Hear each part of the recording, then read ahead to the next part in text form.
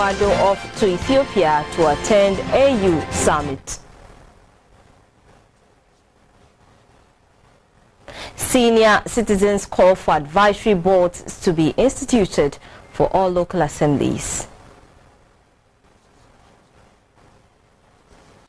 Hello, good evening, and thanks so much for joining us for the news. My name is Akbene Avo Ajaja. The President, Nana Akufo-Addo, has left Accra to attend the 29th ordinary session of the Assembly of the African Union, which is being held in the Ethiopian capital Addis Ababa. The President was seen off at the Jubilee Lounge of the Kotoka International Airport by the Vice President, Dr. Mahmoud Baumia. While at the session, the President is expected to participate in the meeting of the heads of state, which will take place from July 3 to July 4, 2017, under the theme, Harnessing the Demographic Dividend Through Investment in the Youth. Issues to be discussed include institutional reforms of the AU, roadmap of practical steps to silence guns in Africa by 2020, the Continental Free Trade Area, and the implementation of Agenda 2063, which is a strategic framework for the continent over the next 50 years. President Akufo-Addo was accompanied by the First Lady, Mrs. Rebecca Akufo-Addo, the Minister for Foreign Affairs, Madam Shirley Ayoko-Botwe, and officials from the Presidency and the Foreign Affairs Ministry. This is the President's second African Union meeting since he was elected. President Akufo-Addo and his delegation will return home on Tuesday, July 4, 2017.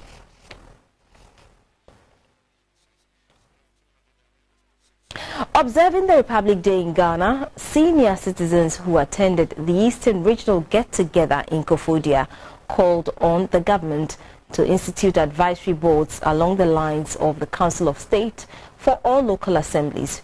Proponents say the envisaged system will guide administrative organs in the grassroots to deliver better services.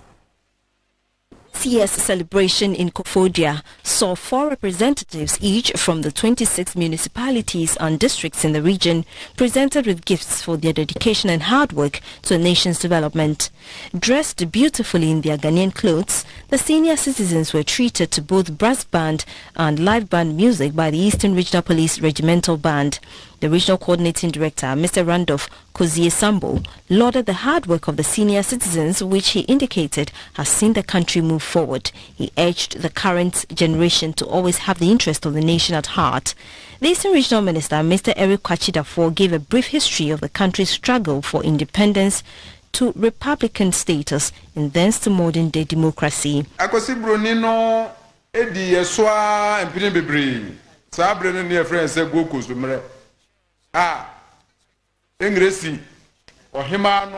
Before independence, there was no rule of law. However, following independence and with much education, our leaders underscored the need for democracy.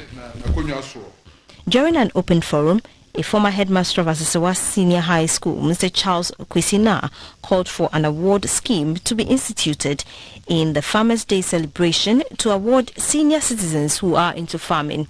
They said the award will greatly motivate the youth who see farming as some form of punishment. Other speakers, including the Regional Council of State member Nana Sumwa Mreku Nyampong, called on Ghanaians to join in the fight against galamsey, since the government alone cannot do it. A local beverage company presented some products and an undisclosed amount of money towards the celebrations. Apart from being a harbour city, Tema is host to almost all the country's giant industries. Tema was founded by Ghana's first president, Osajifo Dr. Kwame Nkrumah, before his overthrow in 1966. The city was one of the well-planned cities in the sub-region.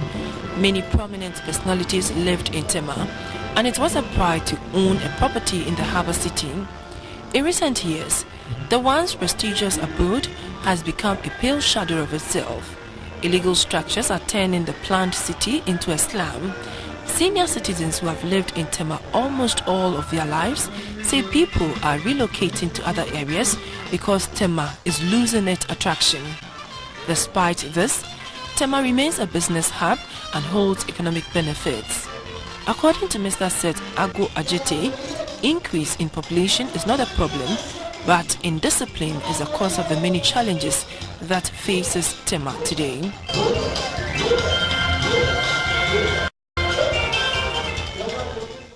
Every street you have chains of containers and kiosks. It wasn't so. I wouldn't say because of the population, but if it was a population problem, then they should have graduated the people so that you resettle them. But now what we have now is a chaos, and it will be very, very difficult to restore unless we insist on discipline and then law and order. Bad roads, poor waste management system and illegal structures in Tema are some of the things senior citizens want government to address. The Metropolitan Chief Executive, Mr. Felix Mensala, disclosed that the new administration will roll out a project dubbed Tema Restoration Project that will bring back the glory of Tema.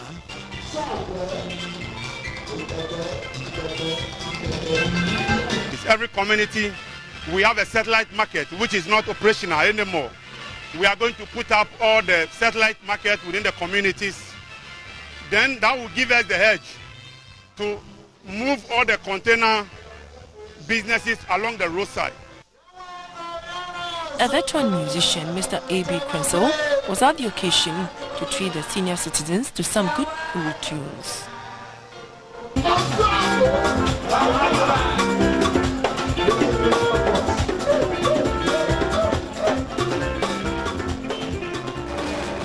The La Dade-Kotopong Municipal Assembly has climaxed the Republic Day celebrations with a dinner held in honor of senior citizens in the municipality. The Municipal Chief Executive, Madam Gladys Dede-Man, reiterated government's commitment to work for the betterment of Ghanaian citizens. Our senior citizens are a great asset to us, and it is our duty to keep them healthy and safe so that we could tap their wisdom to enrich ourselves, to enable us contribute meaningfully towards the development agenda of this nation. She appealed to the traditional authorities to make land available to facilitate implementation of the government Planting for Food and Jobs campaign. In some more stories, the Food and Drugs Authority FDA recorded 0.8% of adverse drug reaction cases. On the flip side, a good number of them recovered from the effects of drugs as a result of the FDA's interventions. At an event held in Koforidua in the Eastern region, officials said early detection of drug cases could instigate speedier remedial action for patients. Pharmacovigilance, abbreviated as PV, is the science and activities relating to the detection, assessment, understanding and prevention of adverse effect or any other drug-related problem. World Health Organization (WHO) established this program for international drug monitoring in response to the thalidomide disaster detected in 1961. As a result, the WHO collaborated with the Center for International Drug Monitoring to promote it at the country level. The aim of the PV is to enhance patient care and safety in relation to the use of medicines and to supply reliable, balanced information for the assessment of risk and benefit profile of medicines. This new system will go a long way to improve patients' safety in Ghana. The Deputy Regional Director in charge of the Pharmaceutical Department of Ghana Health Service, Mr. Leslie Vanderpoy, said the region welcomed the adoption and implementation of the new system to monitor drug cases.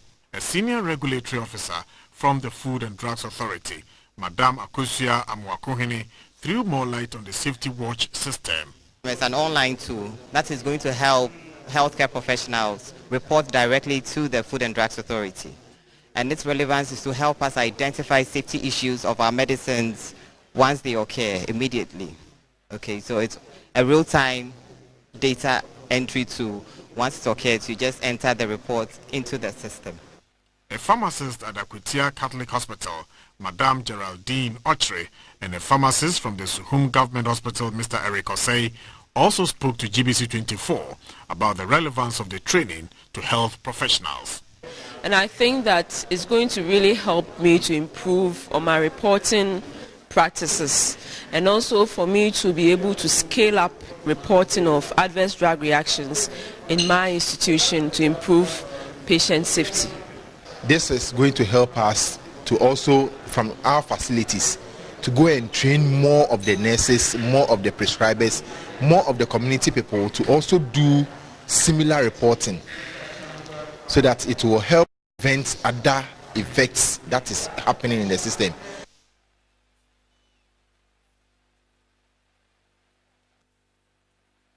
The family of the late Major Maxwell Adam Mahama and some members of the military and the police have visited Dentroboase, where the late soldier was murdered a month ago.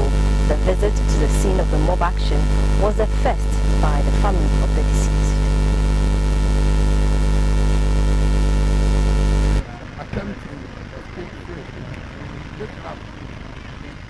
Colonel Kweku Dankwa Hagan led the delegation on behalf of the Chief of Defense Staff to the scene of the incident. He commended the Central Regional Security Command for ensuring calm in the area. What did I want now? You killed an innocent man.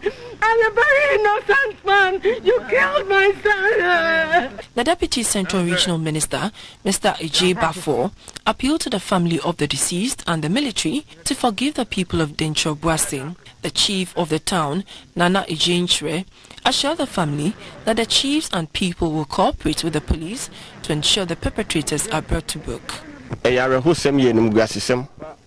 Se bamboni a o omanima ono ka ho bi ema oni ne nkwala ebo ye ho ban na asem si yesi na de mimi hunu ne se e share ignorance na mesre Ghana Armed Forces ni abusia se ye ma asem we enka ha ya enyina nchichire ntuma mum na nyamransema e friend Ghana ha mob justice ana instant justice no e kwan ya be fa brasi amana fi o man mu kra. The spokesperson for the family appealed to the security personnel not to victimize anybody but allow the law to take its course. We ourselves as the family, we don't have any grudge against the people of Dentroboase. Again, what our ad is, maybe the time of the arrest, innocent people were arrested. We are begging the security people to make sure that those who are not part of it should not be what? Victimized in any way or the other. The chiefs also performed some traditional rites for the family of the late Major Maxwell Adam Mahama.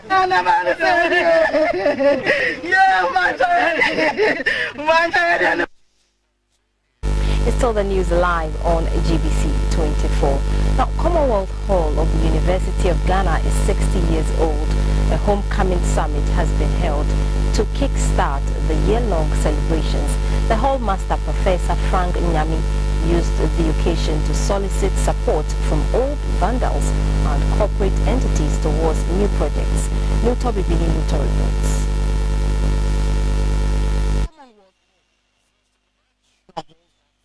In Ghana's premier university, the University of Ghana. This hall is not an ordinary one due to its history, caliber of products and achievements. Commonwealth Hall was built as a signature emporium that, on one hand, commemorates Ghana's republican status from the colonial administration of Britain, and on the other hand, its admission into the Commonwealth of Nations under Osadifo Dr. Kwame Nkrumah. Those who have associated with this hall believe that the hall is the conscience of the University of Ghana and a brewing pot of the political elite of Ghana. This is corroborated by two of Ghana's current members of parliament. The Supreme Court, at least we have two recognized vandals. The lower courts, there are several vandals there.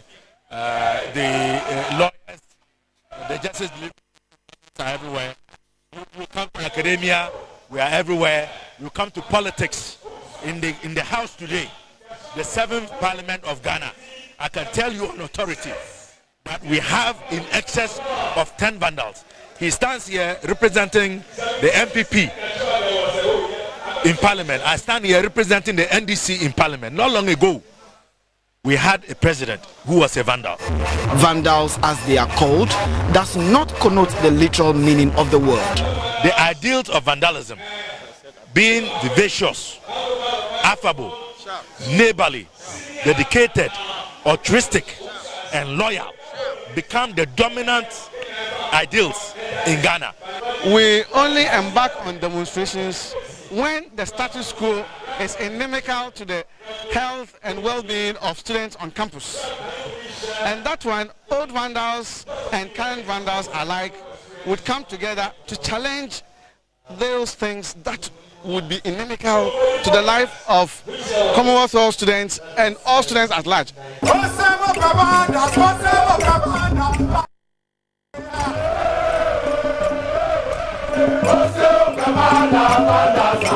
First July, being a republic holiday, is set aside for a jamboree where old and current vandals meet to relive the ideals of the Vandals city. As past and present members of the hall marked the 60th milestone, the gentlemen celebrated the occasion in grand style.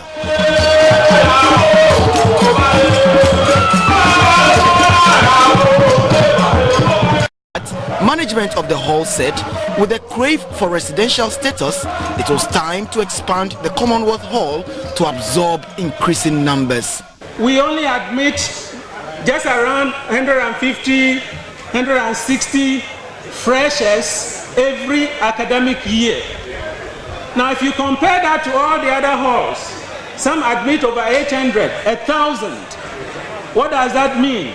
It means that if we don't actually double up, now a time will come that vandalism, as we know, may not necessarily be what it should be or what we want vandalism to be. The Old Vandals Association is leading the noble cause of the Commonwealth Hall Annex project.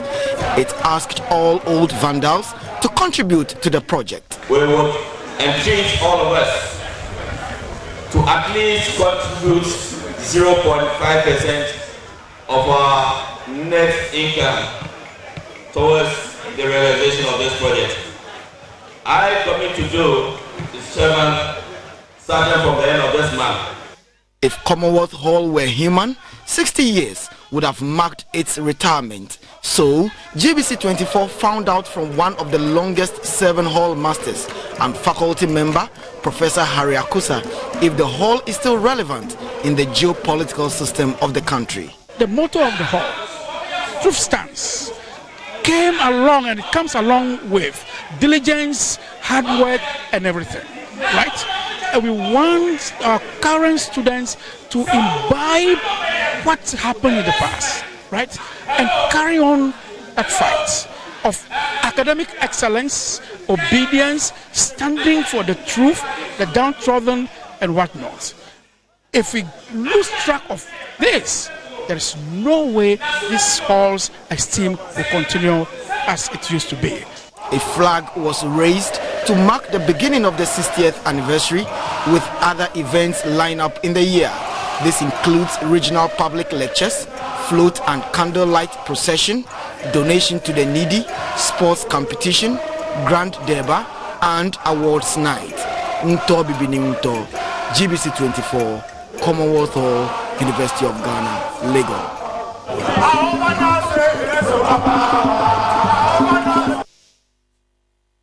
A 6-week training course in script writing, camera and video editing has ended. The course, organized by the GBC Training School, was to equip trainees to offer content which is coherent to Ghanaian values and culture. The graduates were also encouraged to provide ideas that are original. With the advent of technology and better information avenues, content generation is now a major concern to many broadcasters and operators of media institutions. Training of young talents in journalism to adhere to ethics and professional standards is also key to ensuring proper content generation. The Ghana Broadcasting Corporation (GBC) over the years has championed the cause of training people to offer professional broadcasting techniques and discipline. At the end of a 6-week course organized by the GBC Training School, 33 students graduated, with 6 of them being females. They were trained in script writing, camera and lighting, as well as film and video editing. The trainees were tasked to embark on a group project with related topics to test their knowledge and skills. The students each received a certificate at the end of the training session. The acting director of television, Mr. Johnny Aite, asked the graduates to adhere to the ethics of journalism and mirror society in a positive manner. Some graduates shared their joy with GBC24. We are very optimistic that the trainings that we've acquired will give us much opportunities in the job market. It will help me know what I'm getting myself into. Because when you are entering into an industry and you don't know the first hand of anything, it is very difficult. I just want to tell others to enroll quickly, whether weekend or the normal stream, that our lecturers are very much committed and they are very hardworking too. They provide every expertise with regards to media work. The GBC Training School programs are open to both professionals and non-professionals as GBC's contribution to sensitizing the airwaves. 7-year group of the Ola Senior High School in Ho in the Volta region have refurbished the school's infirmary and presented assorted items estimated at 10,000 Ghana cedis to the school. Commissioning the refurbished infirmary for the school, the president of the 1977 Past Ola Girls Association POGA, Madame Georgina Duamekpo, said the school has given them a firm foundation on which they have built their lives and career over the past 40 years. She said the gesture was in appreciation for what they have benefited from the school. The group also donated assorted items such as mattresses, bedspreads and pillows worth 10,000 Ghana cedis to the school. The assistant headmistress of the school in charge of welfare, Mrs. Patricia Kujuazuma, thanked the 1977-year group for the gesture. She said the school is confronted with challenges and called on other year groups and benevolent organizations to assist. We have our dormitories which needs to be renovated, items we need for our teaching and learning, and items to refurbish our kitchen and offices.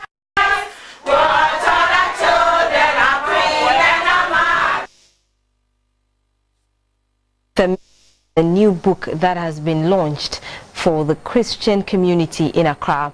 The book chronicles the life of Reverend Dr. Harry Nsaidu, his encounter with God as a teenager, the practice of sorcery and occultism in Christendom, as well as his 50 years walk in ministry. Man with a Mission is an autobiography portraying the life, commitment, relationship, leadership skills and struggles of a believer, Dr. Harry Nsaidu. The 12-chapter book gives a vivid account of the life of a poor Ghanaian child brought up in the extended family system by a single mother, but poised to make a difference despite the circumstances. Chapter 2 and 3 exposes the reader to the author's encounter with God, planting a church and explaining occultism and sorcery practiced by some churches under the pretense of using the power of God. His belief and faith in divine healing came under test when he lost his first wife and first child under different circumstances. Yet his faith in God never wavered. He encourages young pastors not to lose sight of their calling. We lose our calling when our purpose, our number one, is wealth, popularity, instead of touching lives. And I want you to know that we are called, first of all, to touch people and to seek the welfare of the people around us. Ministers, friends and loved ones, you will undergo persecutions, betrayals, lies and false witness. All these are instruments used for one purpose, and this is to inflict pain. is a portion of the epilogue. I have been lied upon. I have been accused of things that I had no idea until I heard it for the first time.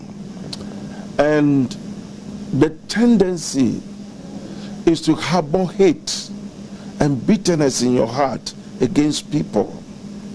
But I discovered that the best you can be in this life is never to allow anybody's attitude, anybody's behavior to push you into bondage. The first copy of Man with a Mission was bought for 10,000 Ghana cedis and authored by the former Chief Justice Georgina Theodora Woods. His third book, The Poison of Unforgiveness, was also launched. We now bring you pictures of some stories that made the headlines during the week.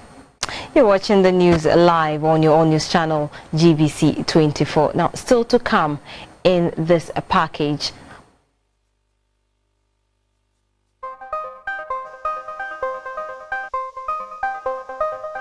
Stages ahead of President Macron's visit to Mali.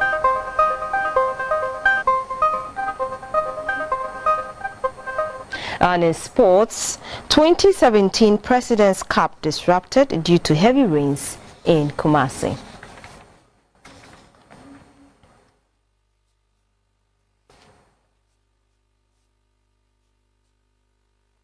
We'll be back shortly with more. Do stay with us.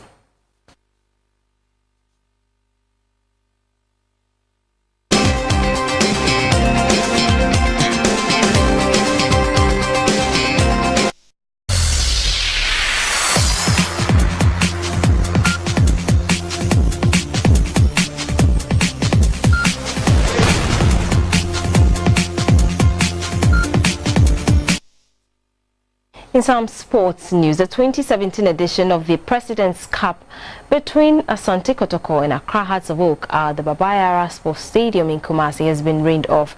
Sadiq Adams gave Kotoko an early lead on the 24th minute through a penalty. Hearts levelled through Vincent Atinga. The rains then set in and made play difficult. The officials had to call off the game. The match will be replayed at the same venue tomorrow at 3 p.m.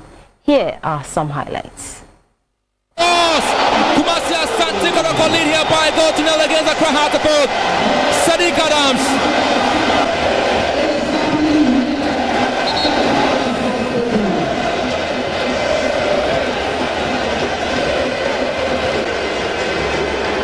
Corner kick whipped in. Well, they collect the counter from Hearts of Oak, Vincent Atinga. That is the problem spirit. They never say die. Whipped in beautifully. And it was Atinga.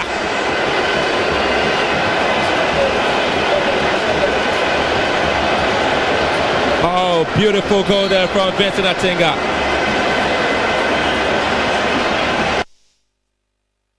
US now in Ghana suffered another defeat in a friendly on Saturday. The Black Stars were beaten 2-1 by the US in a match played in Connecticut. To cycling now, and the Ghana Cycling Federation faces an imminent ban by the International Federation. There are no show at the just ended qualifiers for the national blind team, the Golden Tandem, for the 2018 Gold Coast Commonwealth Games in the Netherlands has led to the sanctions. The Ghana Cycling Federation will in the near future not be allowed to participate in any international competition. This is because the Federation failed to raise a team to participate in the qualifiers for the 2018 blind cycling event and the Commonwealth Games. The Federation, despite securing their sponsorship and ticket for the Games, they were unable to get visas to the Netherlands due to the inability of the Ministry of Youth and Sport to officially notify the embassy of their travel. The technical director of the Ghana Cycling Federation, Mr. Shaban Mohammed, tells us more. We train, the athletes are ready, and the issue of visa tends to be an issue. Said there's a protocol we have to write through the NSA, which the Federation did. The National Sports Authority also write to the Ministry of Youth and Sports till then, we have not heard anything. And considering this, we are seen as a country like Ghana. It's sad that the athletes are prepared. We had our own sponsorship, and for 6 athletes, only to issue a visa, a letter to send to the embassy, we are not able to receive this letter till now that I'm speaking. And at the moment, the organizers have written to us. If Ghana is not able to take part in this program, then our numbers to participate in any of the world sanction program of the UCI, Ghana will not be allowed to take part. And also, there is a fine of 2,888 euro that if Ghana did not take part in this program, we are to pay this money. And as a federation, how can we come about this? So our sponsor was not happy because they know they are helping to see our athletes qualify to Commonwealth. So what they are saying is that if we are not able to secure the visa for athletes to take part in the program, the Ghana Cycling Federation should revert or refund the sponsorship money. And finally in sports, a former school teacher, Jeff Horn, stand champion Manny Pacquiao to win the WBO World Welterweight title with a unanimous point decision in Brisbane, Australia.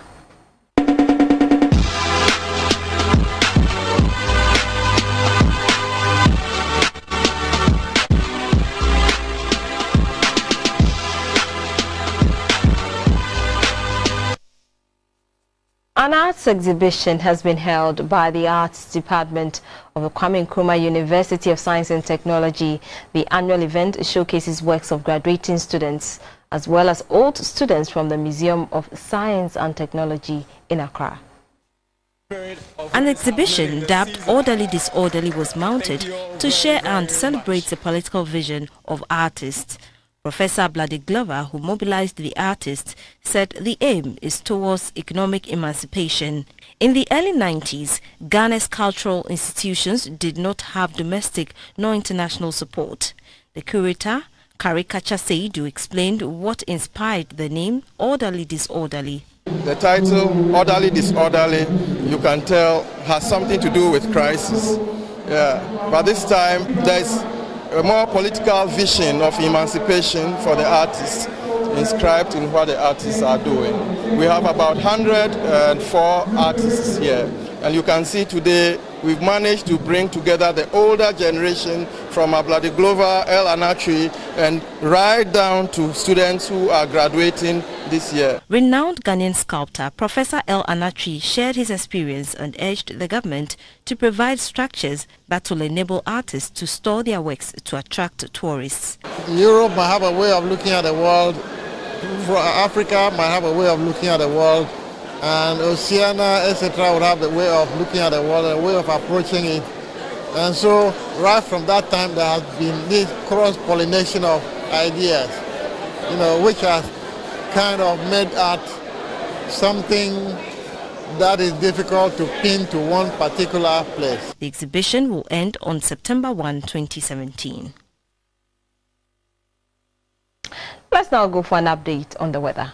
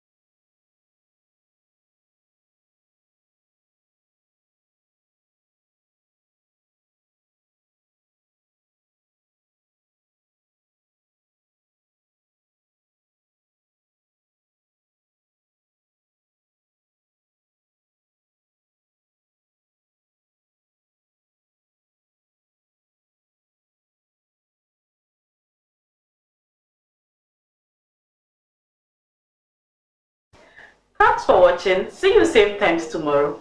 Good evening.